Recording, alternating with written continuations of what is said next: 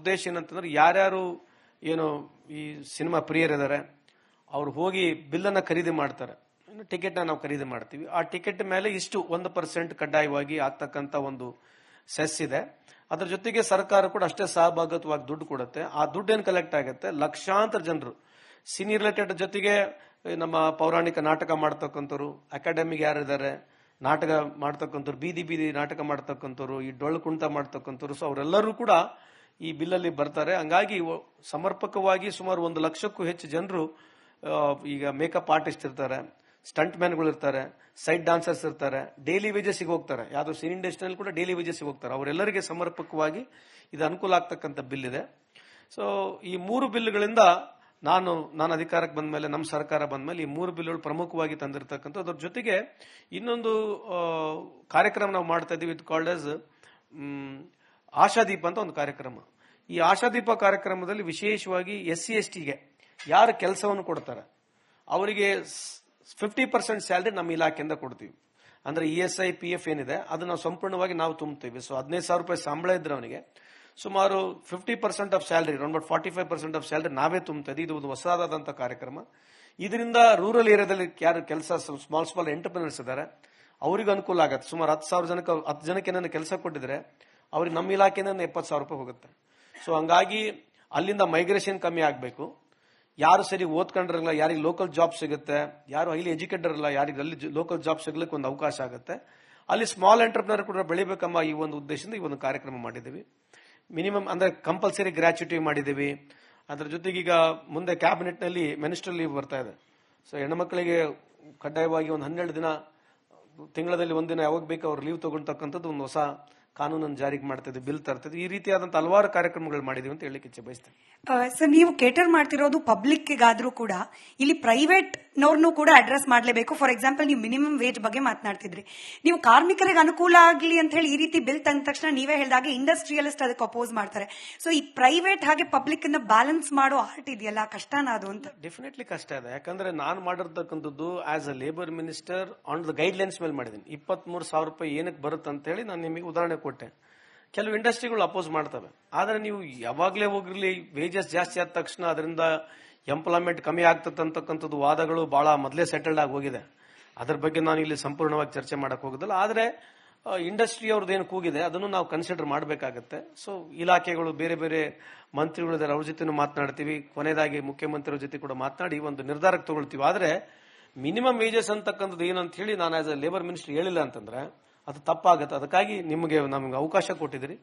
ಮೊನ್ನೆ ತಾನೇ ಸದನದಲ್ಲಿ ಇದ್ರ ಬಗ್ಗೆ ಪ್ರಶ್ನೆ ಇತ್ತು, ಬಟ್ ಸದನ ಅದು ನಡೀಲಿಲ್ಲ. ಹಂಗಾಗಿ ನನಗೆ ಆ ಪ್ರಶ್ನೆಗೆ ಉತ್ತರ ಕೊಡಕ್ ಬರಲಿಲ್ಲ. ಸೊ ನನಗೆ ಒಂದು ಅವಕಾಶ ಕೊಟ್ಟಿದ್ದಕ್ಕೆ ನಿಮ್ಮಿಬ್ಬರಿಗೂ ನಾನು ಧನ್ಯವಾದಗಳು ಹೆಚ್ಚಿಗೆ ಬಯಸ್ತೇನೆ. ಅಲ್ಲ, ಒಬ್ಬ ಸಚಿವರಾಗಿ ಕಮ್ಯುನಿಕೇಟ್ ಮಾಡೋದು ಕೂಡ ಬಹಳ ಮುಖ್ಯ. ನೀವು ಅರ್ಥ ಮಾಡ್ಕೊಂಡ್ರಿ ಅನ್ನೋದೇ ನಮ್ಮ ಪುಣ್ಯ. ಸರಿ, ಎಷ್ಟೊಂದು ಜನಕ್ಕೆ ಈ ಕಮ್ಯುನಿಕೇಶನ್ ಅನ್ನೋದು ಎಷ್ಟು ಮುಖ್ಯವಾದದನ್ನು ಗೊತ್ತಿರಲ್ಲ.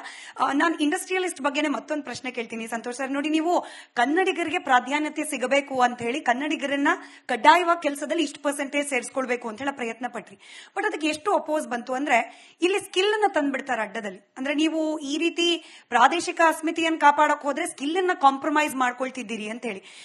ಅಂದ್ರೆ ಏನು, ಇಲ್ಲಿರುವವರಿಗೆ ಲೋಕಲಿಸ್ಟ್ ಗಳಿಗೆ ಸ್ಕಿಲ್ಲೇ ಇಲ್ಲ ಅಂತನಾ, ಅಥವಾ ಸ್ಕಿಲ್ ಡೆವಲಪ್ಮೆಂಟ್ ಗೆ ಹೆಚ್ಚು ಫೋಕಸ್ ಕೊಡ್ತಾ ಇಲ್ಲ ಅಂತನಾ? ಇಂಡಸ್ಟ್ರಿಯಲಿಸ್ಟ್ ಗಳ ವಾದ ಏನಾಗಿತ್ತು ಅಂತ? ಒಳ್ಳೆ ಕ್ವಶನ್ ಕೇಳಿದ್ರಿ. ಇಲ್ಲಿ ಏನಾಗುತ್ತೆ, any industry when is coming ಅವನೇ ಬಂದು ಹೇಳೋದು ನಾನು ಸ್ಥಳೀಯರಿಗೆ ಅವಕಾಶ ಕೊಡ್ತೀನಿ ಅಂತ ನಾವ್ ಹೇಳಲ್ಲ, ಅವನು ಹೇಳೋದು ಫಸ್ಟ್ ಬಂದು. ನಾವ್ಯಾರು ಹೇಳಲ್ಲ. ಈ ಫಾರ್ ಎಕ್ಸಾಂಪಲ್ ಉದಾಹರಣೆಗೆ ನೀವು ಯಾವ್ದೋ ರಾಜ್ಯದಲ್ಲಿ ಹೋಗಿ ನೀವೇನೋ ಇಂಡಸ್ಟ್ರಿ ಹಾಕ್ಬೇಕಂತ ನೀವಿದ್ದಾಗ ಸರ್ಕಾರ ನೀವೇ ಬರೆದು ಕೊಡ್ತೀರಿ, I want invest so money, I require water, power, local ಟ್ಯಾಲೆಂಟ್ಗೆ, ಲೋಕಲ್ಗೆ ಕೆಲಸ ಕೊಡ್ತೀನಿ ಅಂತ ಅವರೇ ಬರೆದು ಕೊಡೋದು. ಸೊ ಹಂಗಾಗಿ ಏನಾಗಿದೆ ಅಂತಂದ್ರೆ, ನಂದು 10ನೇ ವರ್ಷ, ನಾನು 2ನೇ ಬಾರಿ ಸಚಿವನಾದಾಗ ಇಲ್ಲಿ ಏನಾಗಿದೆ, ಕಾನ್ಸ್ಪಿರಸಿ ಥಿಯರಿ ಇದೆ. ಈ ಎಸ್ಪೆಷಲಿ ದೊಡ್ಡ ದೊಡ್ಡ ಇಂಡಸ್ಟ್ರಿಗಳಲ್ಲಿ ಏನ್ ಮಾಡ್ತಾರೆ, HR-ಗಳು ಅವರು ಬೇರೆ ಬೇರೆ ರಾಜ್ಯಗಳಲ್ಲಿ ನಿಂತ ತಕ್ಷಣ ಆ ಪ್ರಿಫರೆನ್ಸ್ ಇದೆ, ಅವ್ರು ಒಪ್ಲಿಕಲ್ ಇಂಡಸ್ಟ್ರಿಯವರು. ಬಟ್ ನನಗೆ ಇದಿರ್ತಕ್ಕಂಥ ಮಾಹಿತಿ ಪ್ರಕಾರ ಮಾತನಾಡ್ತಕ್ಕಂಥದ್ದು ದೇ ಪ್ರಿಫರ್ ಮಾಡ್ತಾರೆ. ಈ ಫಾರ್ ಎಕ್ಸಾಂಪಲ್ ಮಹಾರಾಷ್ಟ್ರದವನಿದ್ರೆ ಅವ್ರ ಜನಕ್ಕೆ ಸೇರಿಸ್ತಕ್ಕಂಥದ್ದು, ತಮಿಳುನಾಡಿನಿದ್ರೆ ಆ ಜನಕ್ಕೆ ಸೇರಿಸ್ತಕ್ಕಂಥದ್ದು, ಕೇರಳದವನಾಗಿರ್ಲಿ, ಆಂಧ್ರದವನಾಗಿರ್ಲಿ, ಪಂಜಾಬ್ನವನಾಗಿರ್ಲಿ, ಇದು ನಡೀತಾನೆ ಇದೆ. ಅದು ನನ್ನ ಗಮನಕ್ಕೆ ಬರ್ತಾನೆ ಇದೆ. ಸೊ ಅದಕ್ಕೆ ನಾವೇನು ಎಲ್ಲ ಬಹಳ ದೊಡ್ಡ ಸ್ಕೇಲಲ್ಲಿ ಮಾಡ್ತಾರಂತಲ್ಲ, ಬಟ್ ಸ್ಕೇಲಲ್ಲಿ ಮಾಡ್ತಾ ಇದ್ದಾರೆ. ಸೊ ಹಂಗಾಗಿ ಲೋಕಲ್ ಅವರಿಗೆ ಕೆಲಸ ಕೊಡಿ.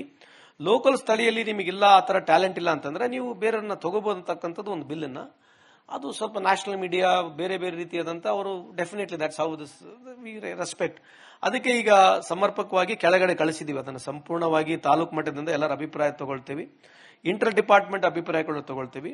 ಕೊನೆಯದಾಗಿ ಒಂದು ಅಭಿಪ್ರಾಯಕ್ಕೆ ಬಂದ್ಬಿಟ್ಟು ಏನ್ ಮಾಡ್ಬೇಕಂತೇಳಿ ಸರ್ಕಾರ ಮುಂದೆ ಬರ್ತಕ್ಕಂಥ ದಿನಗಳಲ್ಲಿ ಇದ್ರ ಬಗ್ಗೆ ಖಂಡಿತವಾಗಿ ಒಂದು ಕ್ರಮ ತಗೊಳ್ತಂತ ಹೇಳಕ್ಕೆ ಇಚ್ಛೆ ಬಯಸ್ತೇನೆ. ಸಂತೋಷ್ ಲಾಡ್ ಅವರ ಕಾರ್ಯವಿಧಾನದಲ್ಲಿ ನಾವು ಗಮನಿಸಿರೋದೇನು ಅಂತಂದ್ರೆ ಬಹಳ ಫ್ಯೂಚರಿಸ್ಟಿಕ್ ಆಲೋಚನೆಗಳಿರುತ್ತೆ. ಅಂದ್ರೆ ಏನೇ ರೂಲ್ಸ್ ತರಬೇಕು ಅಥವಾ ಏನೇ ಬದಲಾವಣೆ ಮಾಡಬೇಕು ಅಂದ್ರೂ ಕೂಡ ಇವತ್ತು ಮಾತ್ರವಲ್ಲ ನಾಳೆ ದಿನಕ್ಕೂ ಕೂಡ ಅದು ಅನುಕೂಲ ಆಗೋ ರೀತಿಯಲ್ಲಿ ಅಂತ ಹೇಳಿ ಈ ಸ್ಕಿಲ್ ಡೆವಲಪ್ಮೆಂಟ್ ಬಗ್ಗೆನೇ ಮಾತನಾಡ್ತಿದ್ವಿ ಸರ್.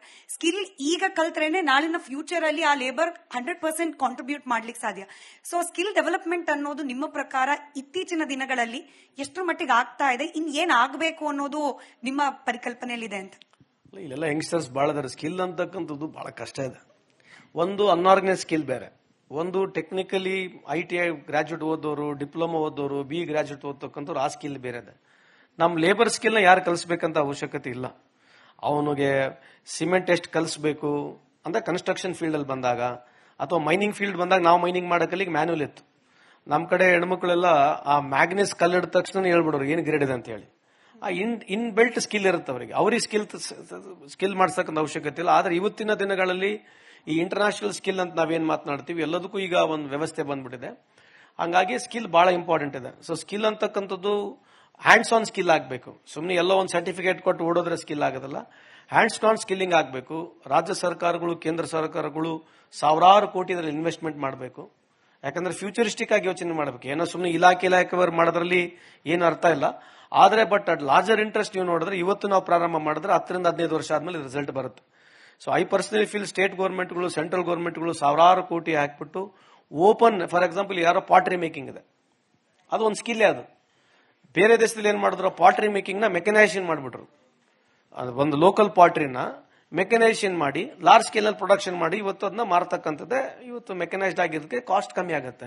ಅವ್ನು ಲೇಬರ್ ಓರಿಯೆಂಟೆಡ್ ಇದರಿಂದ ಅಷ್ಟು ದೊಡ್ಡ ಪ್ರಮಾಣದಾಗ ಮಾಡೋಕ್ಕಾಗಲ್ಲ. ಆ ಸ್ಕಿಲ್ ಇದ್ರೂ ಕೂಡ ಅದಕ್ಕೆ ಇವತ್ತು ವ್ಯಾಲ್ಯೂ ಇಲ್ಲ. ಇಷ್ಟೇ ಡಿಫರೆನ್ಸ್ ಇರತಕ್ಕಂಥ. ಸೊ ಇದಕ್ಕೆ ಸರ್ಕಾರಗಳು ಮುಂದೆ ಯೋಚನೆ ಮಾಡಿ ಲಾರ್ಜರ್ ಇಂಟ್ರೆಸ್ಟ್ ನಲ್ಲಿ ನಮ್ಮ ಅನ್ಆರ್ಗನೈಸ್ ಸೆಕ್ಟರ್ ಇರತಕ್ಕಂಥ ಸ್ಕಿಲ್ಗಳು ಏನಾದ್ರೆ ಅದನ್ನ ಉಳಿಸಬೇಕು. ನಾವು ಅದನ್ನ ಉಳಿಸಬೇಕು. ಅದು ಮೆಕ್ಯಾನಿಷಿಯನ್ ಹೋದ್ರೆ ಮಾತ್ರ ಅವ್ರಿಗೆ ರೊಕ್ಕ ಸಿಗುತ್ತೆ, ದೇಶಕ್ಕೆ ವ್ಯವಹಾರ ಆಗುತ್ತೆ.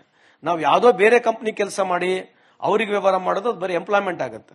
ಆದ್ರೆ ನಮ್ಮ ಸಾಮಾನುಗಳನ್ನ ನಾವು ಮಾಡಿರ್ತಕ್ಕಂಥ ಮ್ಯಾನುಫ್ಯಾಕ್ಚರ್ನ ಆಲ್ ಓವರ್ ಇಂಡಿಯಾ ಮಾರದ ಜೊತೆಗೆ ಬೇರೆ ದೇಶಕ್ಕೆ ಮಾರಿದ್ರೆ ನಮ್ಮ ಲೋಕಲಿಗೂ ಅನುಕೂಲ ಆಗುತ್ತೆ, ನಮ್ಮ ಎಕಾನಮಿಗೆ ಅನುಕೂಲ ಆಗುತ್ತೆ. But skilling is very important. ಅದು ಬಹಳ ವೈಡ್ ಆದಂತ ಸಬ್ಜೆಕ್ಟ್. ಅದು ಬಹಳ ಆಳವಾಗಿ ಯೋಚನೆ ಮಾಡಿ ಮಾತನಾಡ್ತಕ್ಕಂಥ ಇದೆ ಅಂತ ಹೇಳಕ್ಕೆ ಇಚ್ಛೆ ಬಯಸ್ತೇನೆ. ಸರ್, ಮತ್ತೊಂದು ಈ ಅನ್ಆರ್ಗನೈಸ್ ಸೆಕ್ಟರ್ ಬಗ್ಗೆ ಹೇಳ್ತಾ ಇದ್ರಿ. ನನ್ನ ಪ್ರಕಾರ ತಪ್ಪಿದ್ರೆ ನೀವು ಕರೆಕ್ಟ್ ಮಾಡಿ ಹೇಳಿ, ಯಾಕಂದ್ರೆ ನಿಮ್ಗೆ ಅನುಭವ ಹೆಚ್ಚು ಇದರಲ್ಲಿ.